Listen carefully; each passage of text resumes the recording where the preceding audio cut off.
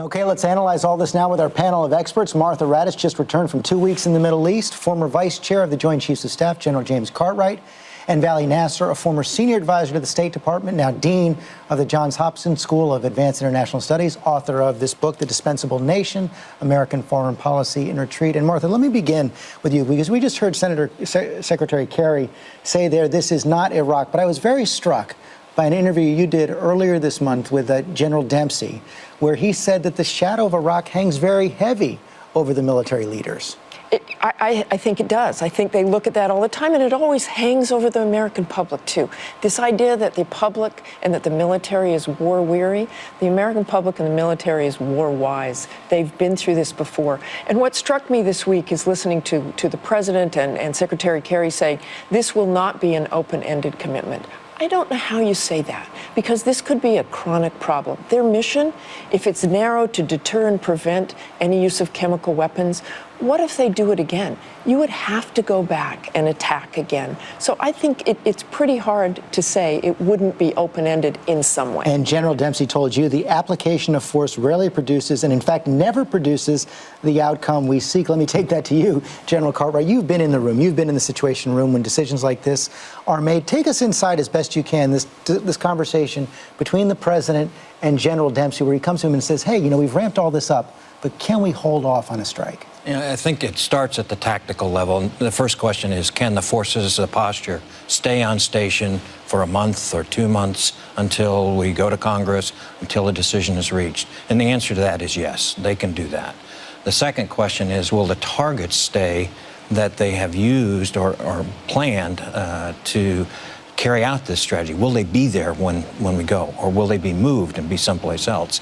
And again, most of the targets associated with this limited strike are fixed. They're buildings, they're facilities, they're areas, so they're going to be there. So and try to detail as best as you can what these targets are. As far as I understand, we're not going to strike the stockpiles of chemical weapons. No, you won't you would not want to strike the stockpiles, because the dispersal of the gases and the chemicals would affect large areas around that activity. But what you want to try to touch is in this idea of prevent, which I don't think is possible, but the idea of deterring the use of these chemicals in the future. You want to go at the facilities. You're going to want to go at the places where production is done. You're going to want to go at the places where potentially they would move across channels of communication, bridges, things like that would allow them to move it.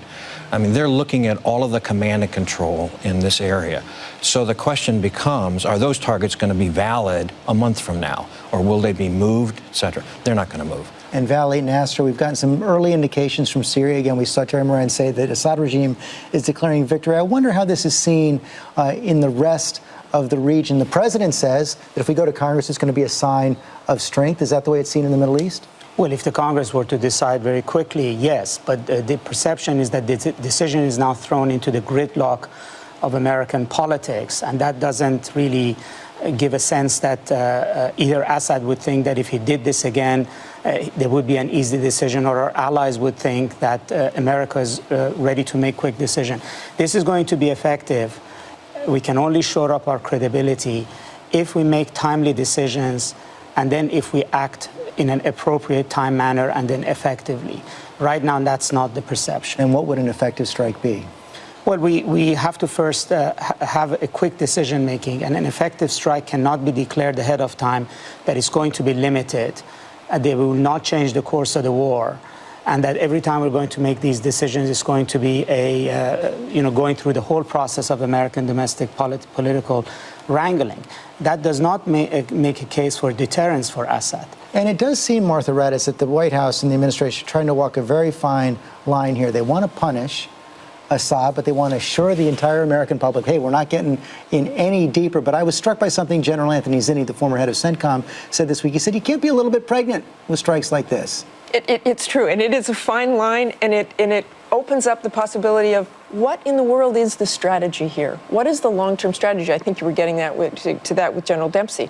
What are we trying to do eventually with this narrow strike? And what will the effect of that strike be, not only here at home, but in Syria, but the entire region? And now he's forcing, essentially, Congress to walk the red line that he drew. And General Dempsey, is it fair to conclude, and I've seen a fair amount of reporting on this, that the military overall is skeptical of the effectiveness of very limited strikes like this? Historically, trying to punish someone with a limited strike has not been an effective deterrent. And so the question becomes, what is the strategy? Are we trying to punish, and then are we trying to deter from use of the chemicals in the future and retaliation in the future? And if that's the case, then what is the appropriate target set? What is the appropriate military action that would at least lead us in that direction? And one of the things the region has seen, Vali Nasr, though, is a president who has done just about everything he can to avoid getting excessively entangled in the conflicts of the Middle East. Well, to get entangled at all. And I think that's still his message, that he wants only to punish Assad because he violated the red line. We don't want to get involved in Syria. We don't have any view about how this war ends. We're not articulating what is at stake here. We're still not engaged. And the message to Assad also is that we don't want to get engaged, that we talk about deterrence, but the critical deterrence is American decisiveness and commitment to the region. And unless and until that's there, I don't think we are either impressing our allies or we're really threatening Assad.